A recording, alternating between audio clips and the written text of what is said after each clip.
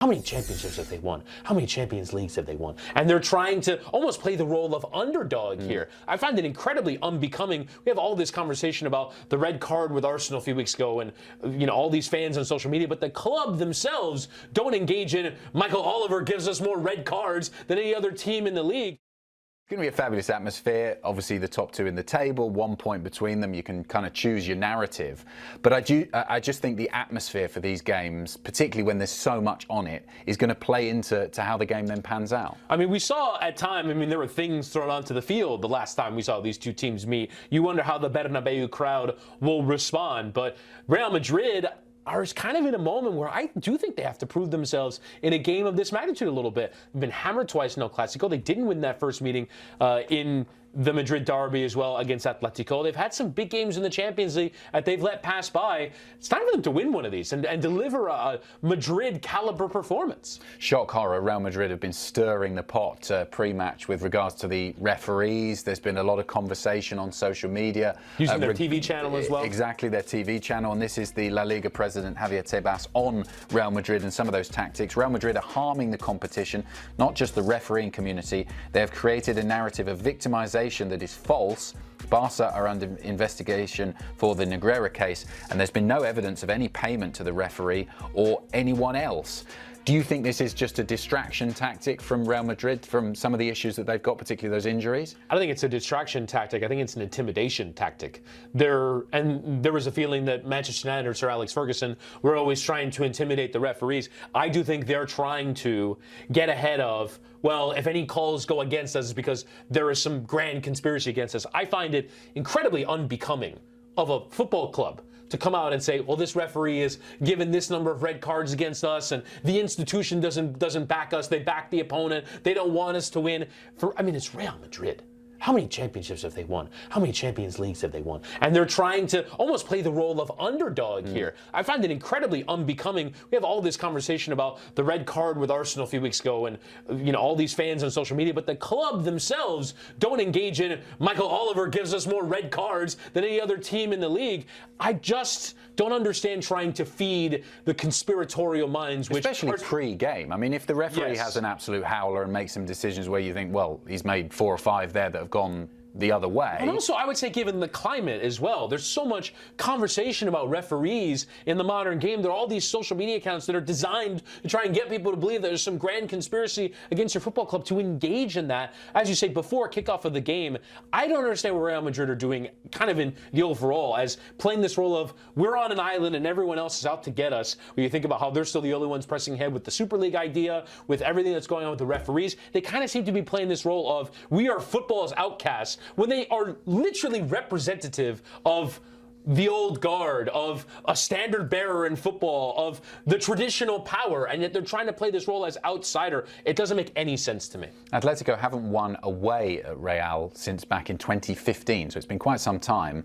Do you think the injuries and some of the other things that are feeding into this game, the way that Real Madrid played in their last game, will help Atletico get it done finally this time?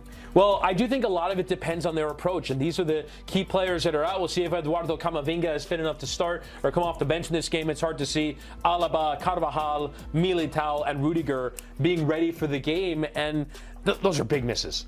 And I think it's time for Diego Simeone to take the handbrake off in one of these sorts of games. We know his approach, especially away from home, is play the role of underdog, sit behind the ball, defend, low block, 4-4-2, have everyone do the hard yards. Why not come out against this Real side, which we saw Stuttgart, Borussia Dortmund, Milan, away from home at the Bernabeu, expose them in the Champions League. Why not have some level of approach where you're going at them with your talent of Alvarez, of Griezmann up front, with some of the wide players that have contributed very well? Go with this team. This team is there, especially defensively, with the players out, are there for the taking. And so I would hope that Atletico take a little bit more of an adventurous approach to this game, because this game is there to be won.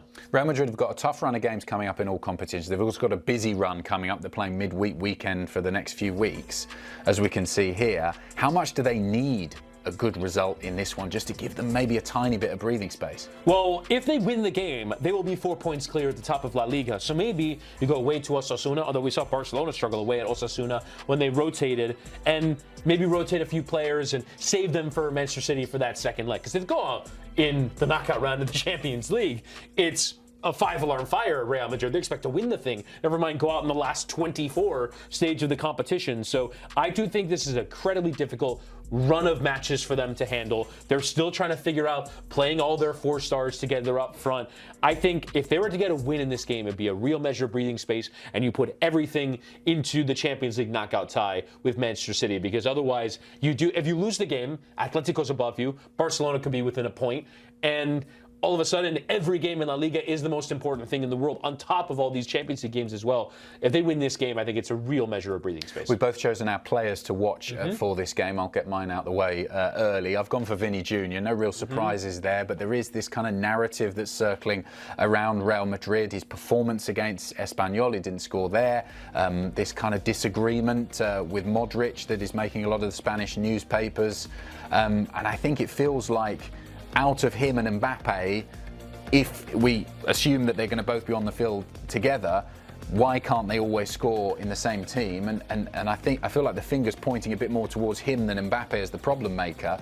But for him, I see it as a crucial game and an important player, because if he can score in this game, their most important game for a long time, that will quieten down those detractors and will make such a statement in that narrative of, well, is Vinny Jr. their issue? Should he go to Saudi or the other places that he's perhaps been linked to? Well, no. If he scores, then he needs to stay at Real Madrid. My most important player for Atletico Madrid is Alexander Sorloth.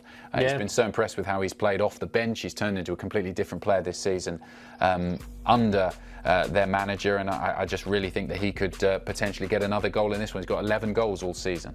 Yeah, and I'll kind of stick with a similar theme with Atletico and talk about Giuliano Simeone. I do think he is a really important player, not just in terms of what he can deliver, but I think in some ways the wide midfielders in this game will dictate how Atletico approach this game. If you see Giuliano Simeone behind the ball in a line of a midfield 4, if you see him adventurous, getting forward and creating chances, very good in the Champions League in that victory over Salzburg. He got an assist as well in their last La Liga match against Mallorca. I think Giuliano Simeone can kind of shed the reputation. He's not just El Cholito. He's not just the son of Diego Simeone, the manager of Atletico Madrid, but he's ready to play a major role in this team on big occasions. So I think the wide position for Atleti is important. And then for Real Madrid, I think Aurelien Tchouameni is a really important player in this game because he could potentially be deployed at center back. He's had some performances in some big games for Real Madrid where he's been whistled off by his own fans.